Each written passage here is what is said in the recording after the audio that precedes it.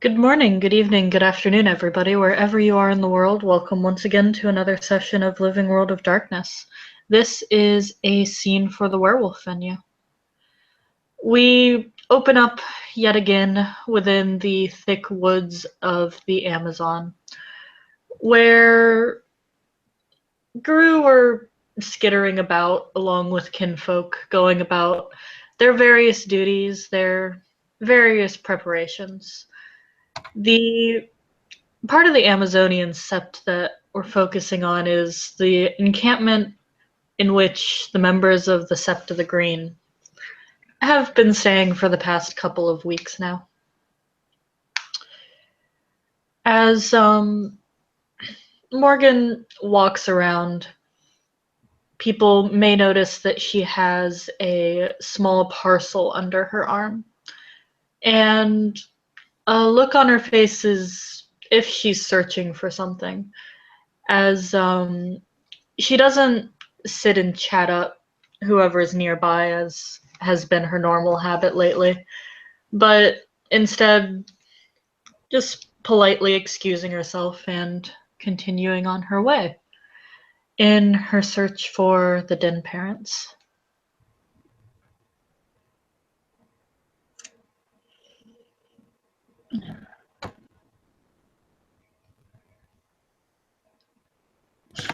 Olaf has set up a target board and just keeps throwing his knife into it and then walking over and pulling it out, tucking it again, walking over and pulling it out, tucking it again.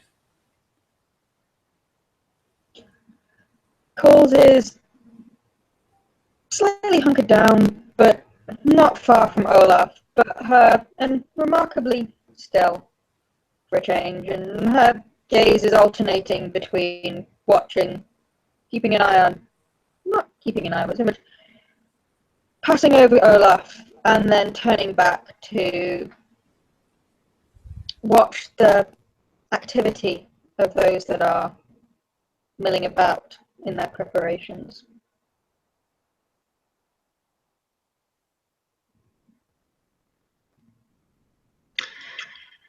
As she finally catches sight of Olaf, being the Den parent that she recognizes. You're echoing really bad, someone. She'll walk over to him and watch as he goes about his idle activity. Afternoon, screams in silence, Raya. Munchie. Olaf pulls the knife out and sticks it in the sheath on his hip. What can I do for you? I was looking for an audience with the Den parents. I was informed your partner is a Galliard. She is. And she'll sort of hold the parcel out. What's this then?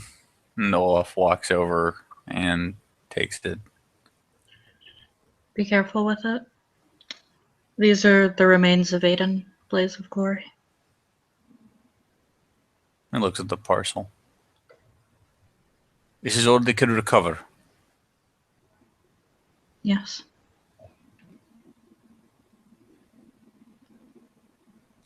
Ashes? She shakes her head. Mostly. There's some bone. They cremated him ahead of time then, eh? From what I heard, the worm did it for us. It's been cleansed. It has, according to the Silverfang who delivered it to me. They tend to know their shit. Fucking A. And he looks over and calls the Fury. You have any kinfolk? Kinfolk? No. Family? Anything? Aiden, Eh.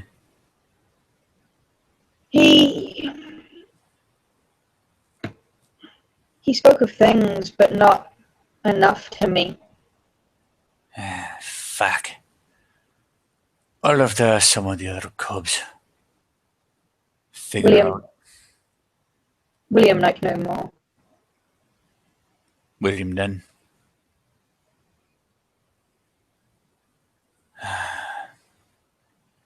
Won't fucking do if somebody doesn't do that thing.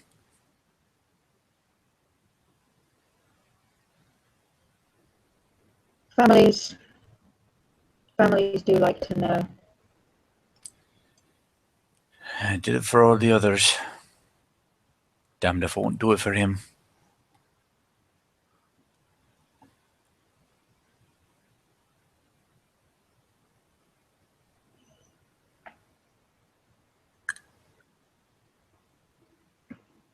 Do we know? Do you know? Did they say how this happened? Somewhat. The Silver Fang who delivered this to me was a Galliard as well. He told some of the story. On his rite of passage, Aiden was sent out into the Amazon with a small pack, as none of us are allowed to go out alone. But they were not allowed to interfere, as it would be improper for a rite of passage. I heard that he exchanged words with a Ronin guru on his way out through the forest. The Galliard didn't have much information on the Ronin, but found it suspicious that Aiden had spoke to it knowing what it was. Aiden was not the wisest, but he was not entirely a fool.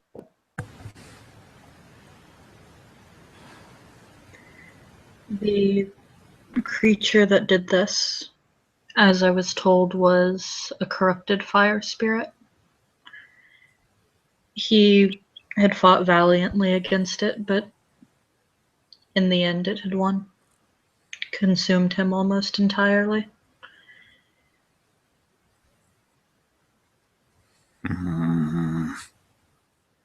Fighting corrupted spirits, particularly one of fire that should be a cleansing spirit, it is a worthy task. A harsh task, perhaps. He nods. He did not turn back or try to flee from it, even when gravely injured. So at least he died in glory. He did not die a coward. At least there's that. And now he joins the score and score of others. He died bravely.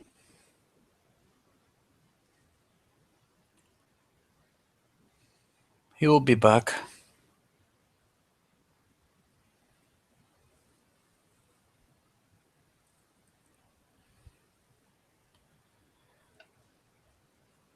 Those that do not go to homeland return to cycle.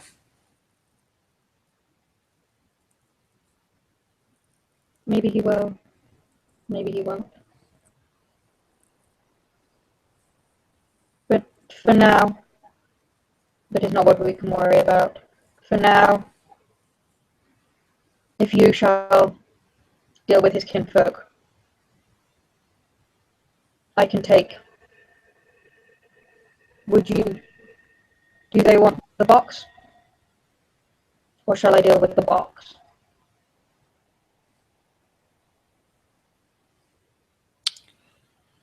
There's only one way I ever know how to do this.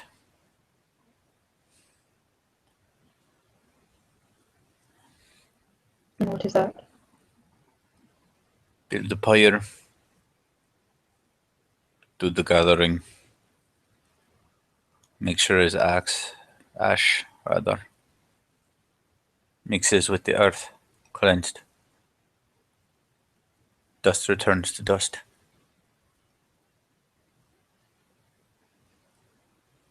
Yes. Let proper fire, true fire, cleanse what it can. Let the ashes remain, fall to the ground, and those which are caught by the breeze take up. I would lend Calcifer, if I may, so that he can be burnt with a true fire spirit in the end. Risky.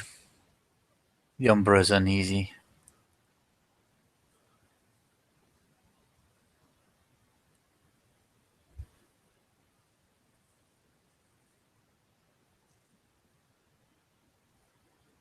Do we do it here then, or do we wait? There's a place to the very inside. Many of the dead end up there.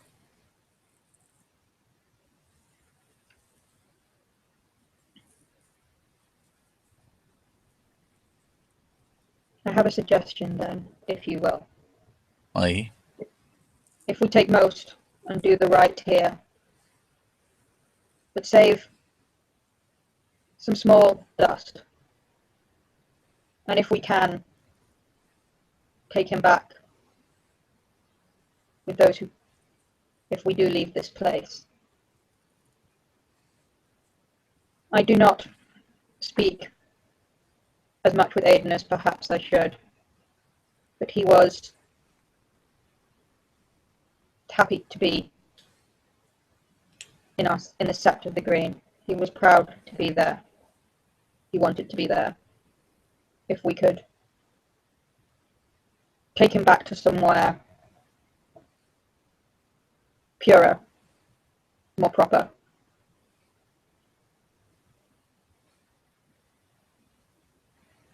Although perhaps the wild here is enough.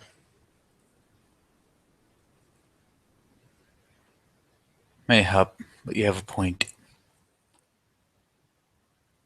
We can save up a bit of him. Whether it be in the Sept of the Green or the Adirondacks.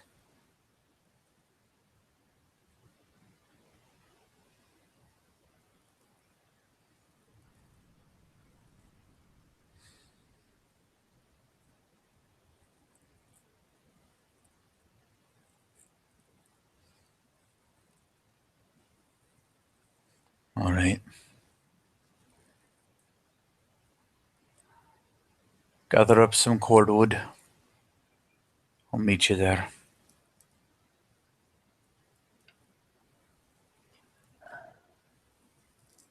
May I suggest his story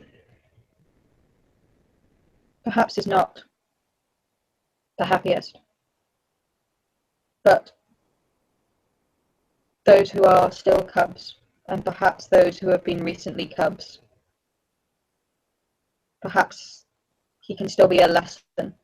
He can still pass something on to them. Morgan nods.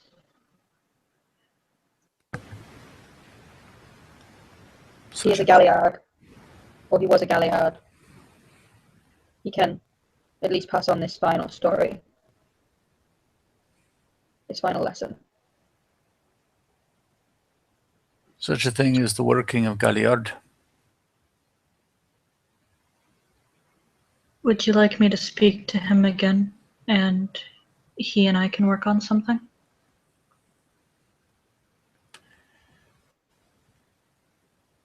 If you can find a third, if his spirit's not beyond grabbing.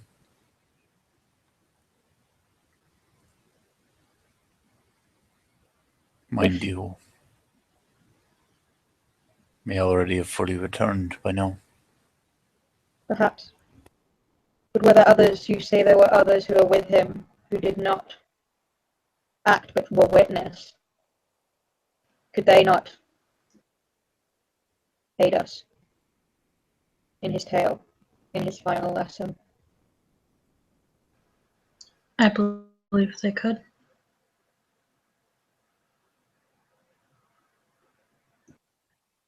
Morgan, if you would, I do not know you to ask this, but if you could, if you know who they were, would you either ask them if they would be willing to speak, or if they would not, would you gather more of their tale?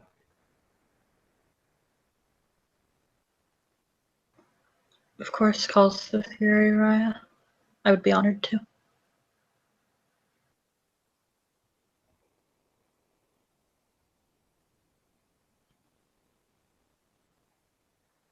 Olaf gives a brusque nod.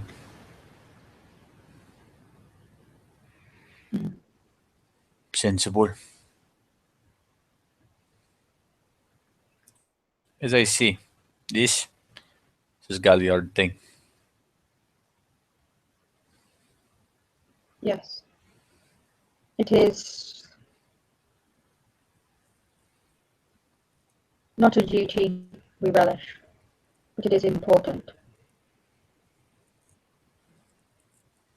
On this we are agreed. Banshee nods.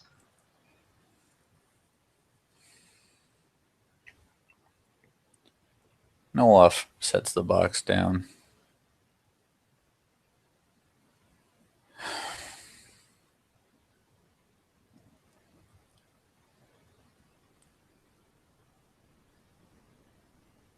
Just kind of stares at it for a moment.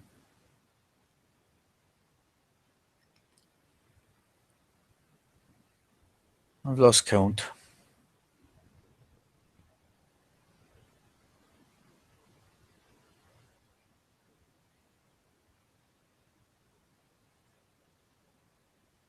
Just realized I lost count. Coles will move closer to Olaf and actually just gently brush her fur against his side.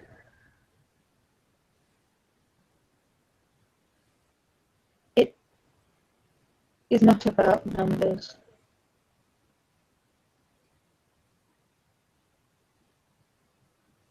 You are, as you say, not a Galliard. It is not about numbers, but the names and the stories and their lessons. We are a clever people, but a stupid people. Sometimes we seem to only learn through death.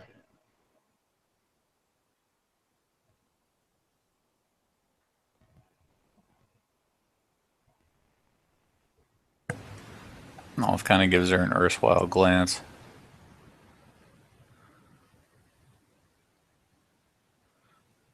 You know, for Galliard, occasionally you bring up the ways of different. He's not bad. Looks back at the box. Been quite a contrary prick myself on occasion.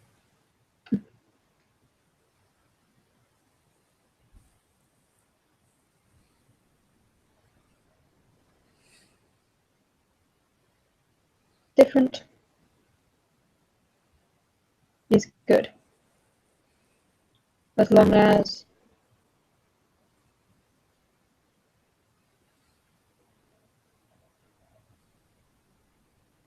as it still moves, it still has purpose.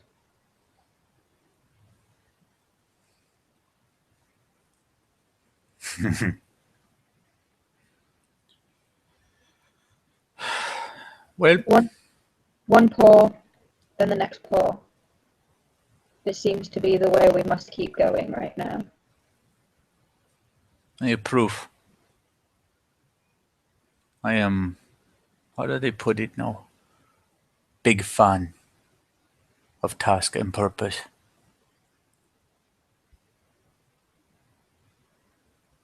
You have seen much. You keep going. If you did not have purpose, you would not. I have watched.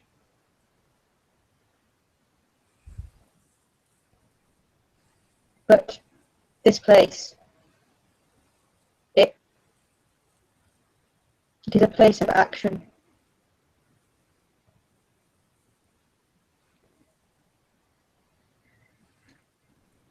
I think I might need action. You'll get it here.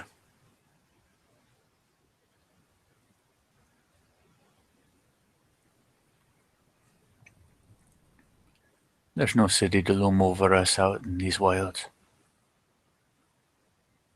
The air. It is so simple. The air. It smells right here. No fucking scar.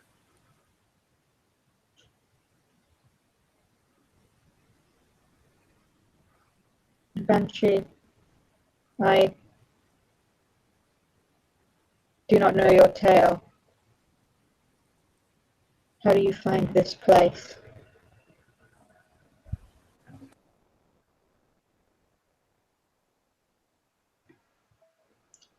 I did not arrive here on my own accord either. Had I the choice, I probably never would have. But I think this place is full of important lessons. It would be foolish of me to not take advantage of that.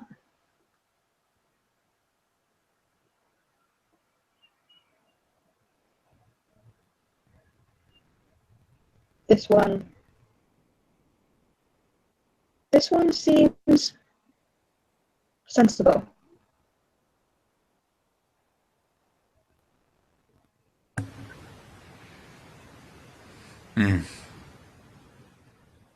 These thing I like. I do like sensible. Olaf has something of a distant expression.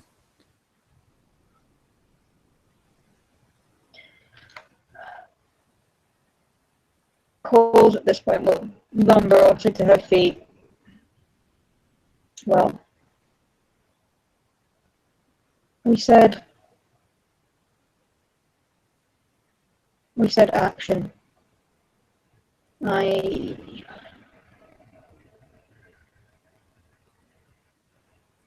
suppose I should probably seek out. I will try and speak to those who are still our cubs. I will gather them. And I shall speak to you again. Banshee.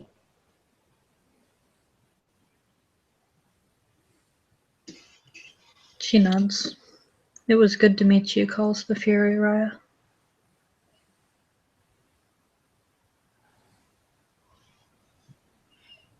It is good to meet others in this place.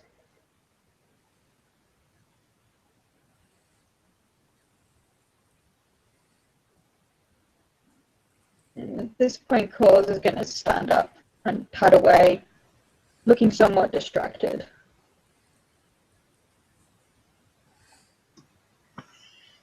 Morgan will watch as she goes, and then she'll turn to Olaf. Suppose the two of us have a job now as well. True. And we'll have to step careful about it. She nods. The blood's no longer bright red as it comes from the vein, but the stain remains. I do not know the politics of Silver Fangs, but I know much of it stains my clothes, and those of the Sept.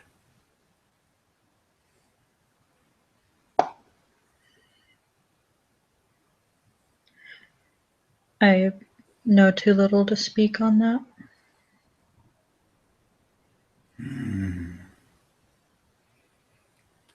Just means that we need to be careful how we ask and who we ask. And you too know. May not have been there, no. But now, they see you throwing in with us.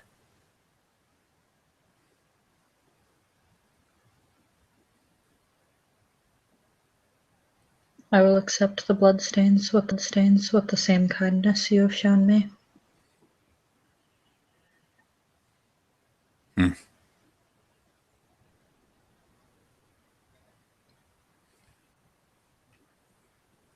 She was right about the numbers not mattering. What matters is you don't let it destroy you.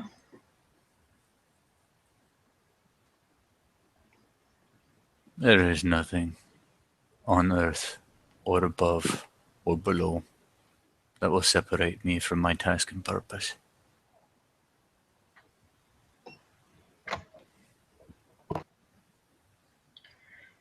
Then you are fortunate, and I hope this doesn't change.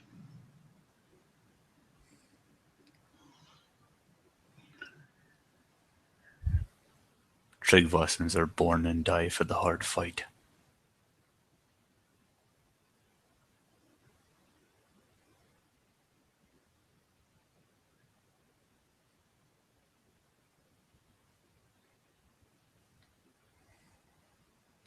And he picks up the box. Now come on. First things first. I'm fucking hungry. Now we move to the task. Yes, Raya. And Morgan will sort of stand at attention and wait for him to leave first before following.